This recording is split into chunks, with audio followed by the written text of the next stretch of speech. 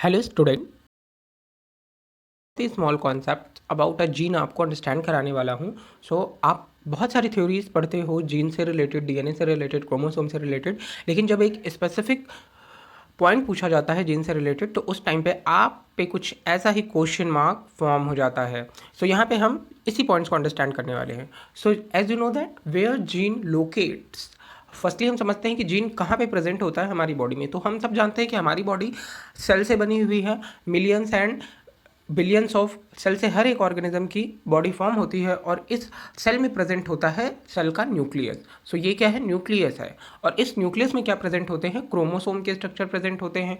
और क्रोमोसोम के स्ट्रक्चर में क्या प्रेजेंट होता है? डीएनए। क्रोमोसोम में क्या प्रेजेंट है? डीएनए। और डीएनए में अगर एक सीक्वेंस की बात करें, जो कि डीएनए का स्ट्रक्चर है वो न्यूक्लियोटाइड से फॉर्म होता है और इन्हीं न्यूक्लियोटाइड सीक्वेंस को हम क्या कहते हैं? जीन कहते हैं। आई होप आप ये समझ गए होंगे कि जीन कहाँ पे प्रेजेंट है? सेल में न्यूक्लियस, न्यूक्लियस में क्रोमोसोम, क्रोमोसोम में डीएनए और डीएनए में जीन।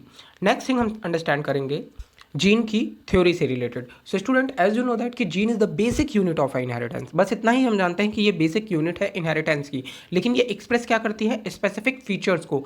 हर एक सेल में प्रेजेंट जीन हमारे बॉडी में होने वाली एक्टिविटी या फिर जो भी नेक्स्ट जनरेशन में जो भी एक्टिविटी होने वाली है, जो भी फिनोटिपिक फीचर ट्रांसफर होने वाले हैं, उनके लिए रिस्पॉन्सिबल जो है वो जीन है। जीन के बारे में अगर बात करें तो हम जानते हैं कि जीन को सबसे पहले ग्रेगर जॉन जी ने क्वाइंड किया था, लेकिन उन्होंने वहाँ पर हाइब्रिडाइजेशन के एक्सपेरिमेंट में इन्हें फैक्टर्स बोला था जो कि one generation to another generation में फीचर्स के लिए रिस्पॉन्सिबल थे। देन उसके बाद जोहानसन साइंटिस्ट आए 1909 में और इन्होंने जीन को डिफाइन किया, जीन के वर्ड को दिया और इन्होंने बोला जीन जो वर्ड है वो ग्रीक वर्ड से फॉर्म है जिसका मीनिंग होता है to give birth to.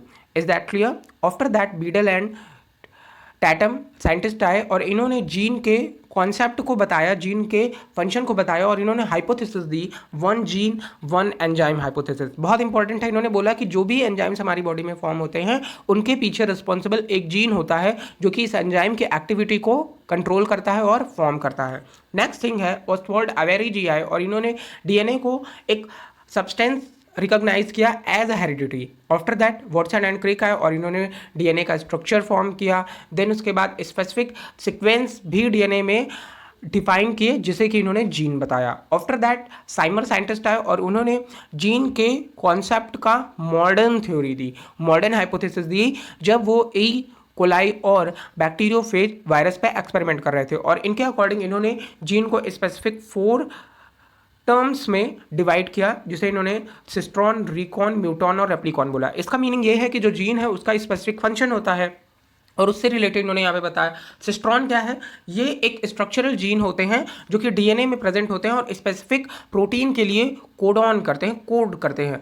For example ये आप डबल हेलिक्स डीएनए का स्ट्रक्चर देख रहे हैं और इनमें मैंने बोला कि ये न्यूक्लियोटाइड सीक्वेंस स्पेसिफिक होंगे जो कि जीन होंगे और इन्हीं जीन्स का मेन फंक्शन है प्रोटीन की सिंथेसिस में पार्टिसिपेट करना। आफ्टर दैट रिकॉन क्या होता है? रिकॉन हम जानते हैं कि it is a unit of a DNA that undergoes recombination. Recon word से ही आप समझ पा रहे होंगे कि ये रिकॉम्बिनेशन की प्रोसेस को शो कर रहा है। जो भी रिकॉम्बिनेशन की प्रोसेस होती है डीएनए में उसके लिए रिस्पॉन्सिबल रिकॉन जीन है। आफ्टर दैट म्यूटॉन, म्यूटॉन फॉर्म है म्यूटेशन से और जहाँ पे आप जानते हो इसका मीनिंग होता है चेंज करना। ये क्या है?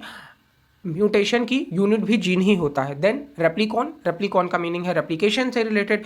डीएनए जो है वो अंडरगोज होता है रेप्लिकेशन की प्रोसेस में, वहाँ पे जो यूनिट रिस्पॉन्सिबल है वो है रेप्लिकॉन यूनिट जीन की। ओवरऑल ये कुछ फैक्ट है जीन से रिलेटेड। आई होप आप इन्हें अंडरस्टैंड कर लिए होंगे कि जीन है क्या, प्रेजेंट कहाँ पे है। अगर आपको ऐसे ही वीडियोज़ चाहिए, छोटे छोटे वीडियोज़ कुछ स्मॉल डाउट से रिलेटेड, तो मुझे कमेंट सेक्शन में ज़रूर इन्फॉर्म करें। Thank you.